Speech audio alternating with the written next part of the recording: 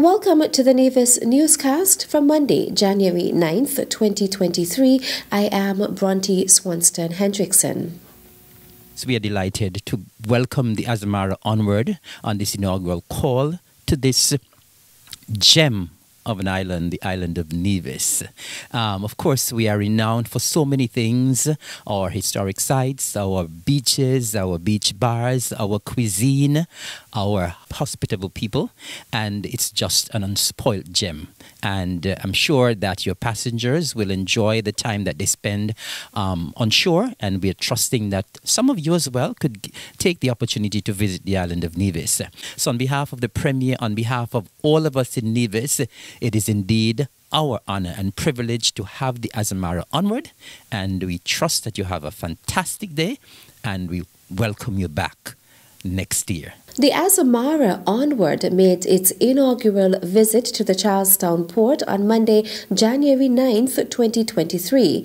Deputy Premier, the Honorable Eric Evelyn, in delivering remarks at the brief welcoming ceremony aboard the ship, presented the hotel director, Elizabeth Vogel, with a plaque on behalf of the Premier and people of Nevis. Marketing Officer of the Nevis Air and Seaports Authority, Kelsey Liberd, also presented a plaque to the hotel director. In response, Vogel expressed gratitude to the people of Nevis. We are honored and privileged to visit this island. I have to say it has been way too long for me personally to be here. It's many, many years ago. Of course, we had some issues in the last 2 years, and we are all happy to be traveling again. And how could we ever have missed Nevis on our Caribbean tour? It's well known for its history and cuisine. Last time I was here, actually, I did a cooking course, but that's, as I said, too many years ago. And yes, we are looking forward to many, many more visits, and I'm sure that our guests are enjoying every minute here. Also present at the brief ceremony were Cruse Director Martin Lawson, Chief Executive Officer of the Nevis Tourism Authority, Devon Liberd, and employees of the Nevis Tourism Authority. The captain of the ship is Gianmario Sanguinetti.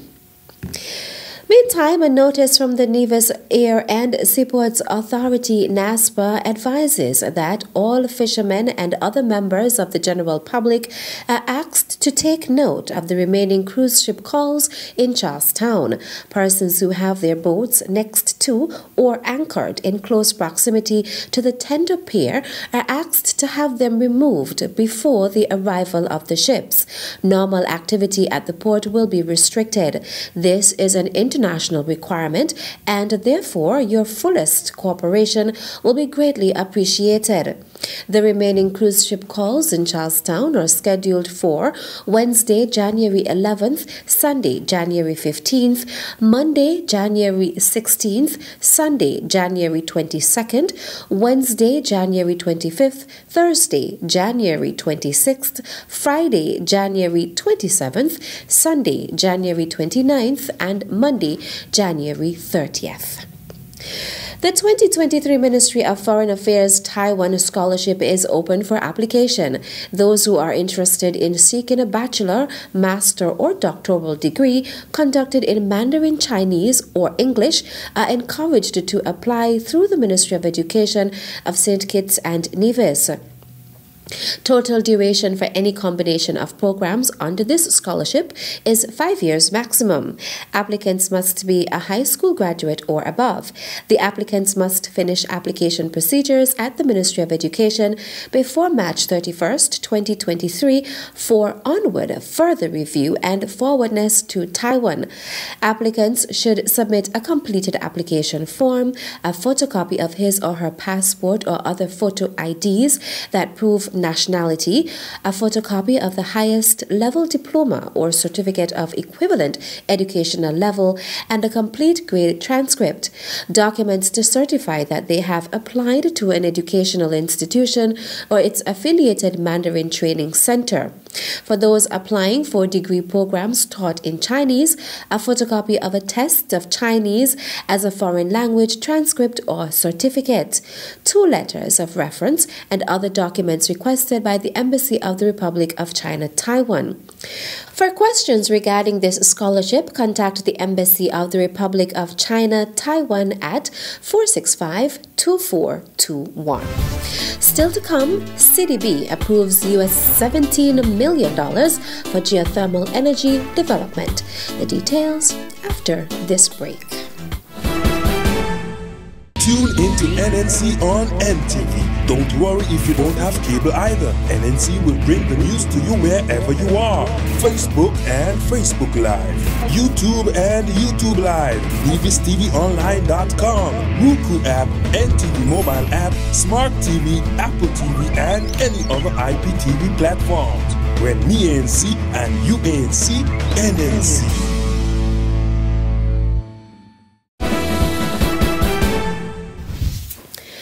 Welcome back.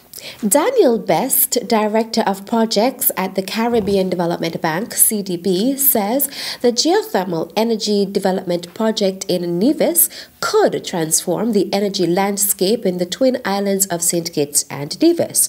He says a 10-megawatt geothermal power plant on Nevis can generate more than 100% of the domestic demand on Nevis. If successful, the project will help in the transitioning from fossil fuel-based electricity generation to entirely renewable.